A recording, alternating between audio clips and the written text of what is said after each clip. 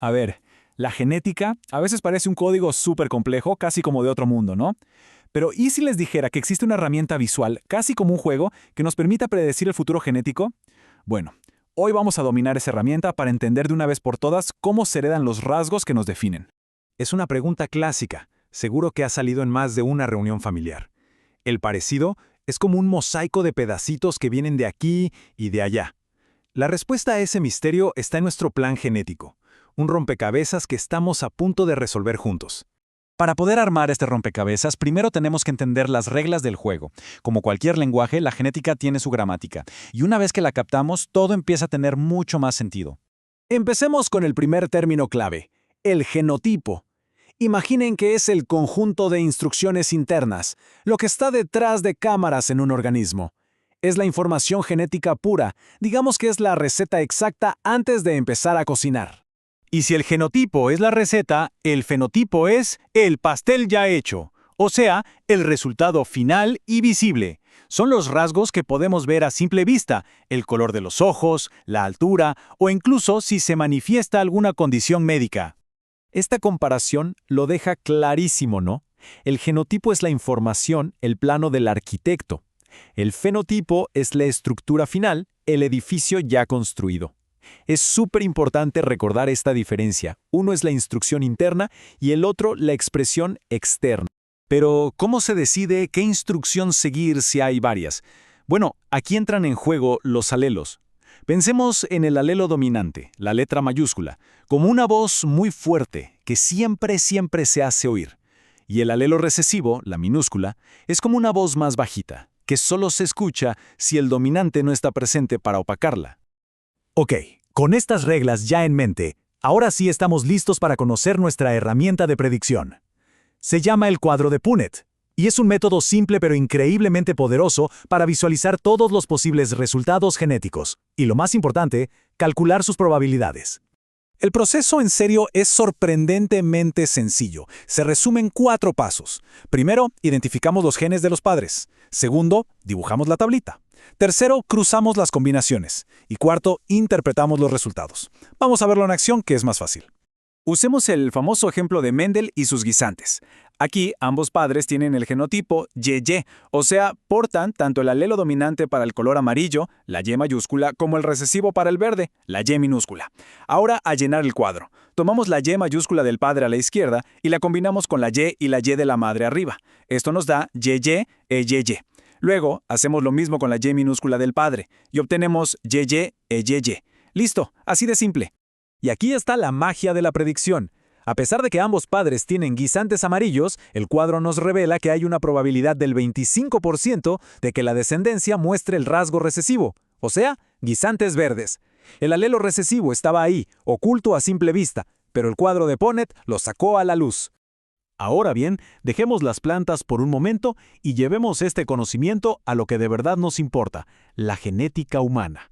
Vamos a ver cómo esta simple cuadrícula es fundamental para comprender condiciones hereditarias que pueden ser bastante complejas.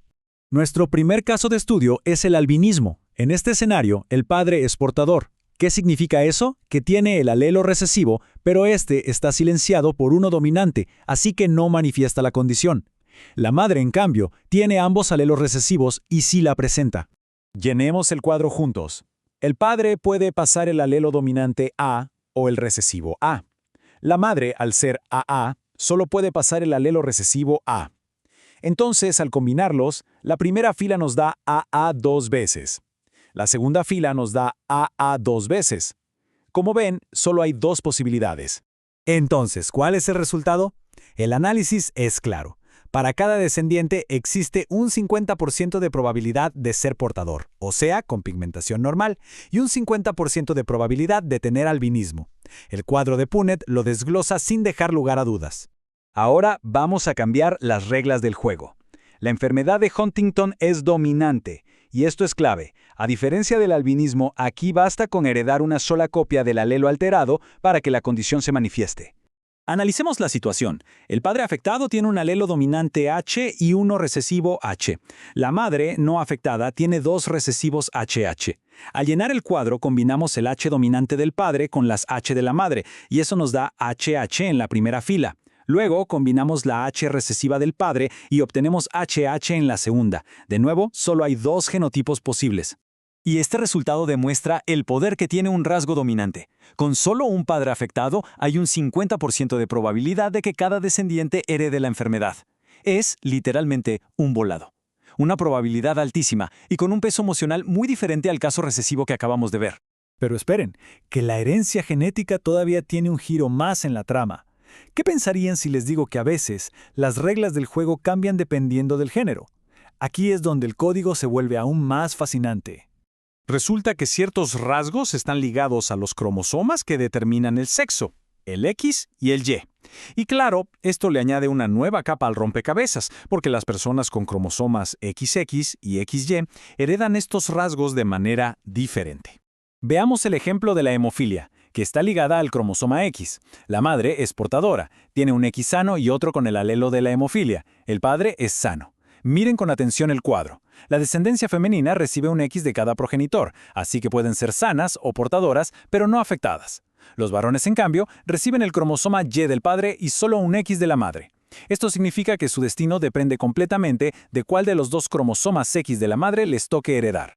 Y aquí está la clave de la herencia ligada al sexo. Como los varones solo tienen un cromosoma X que heredan de la madre, no tienen un segundo X sano que pueda compensar. Por eso, si la madre es portadora, tienen una probabilidad directa del 50% de manifestar la condición.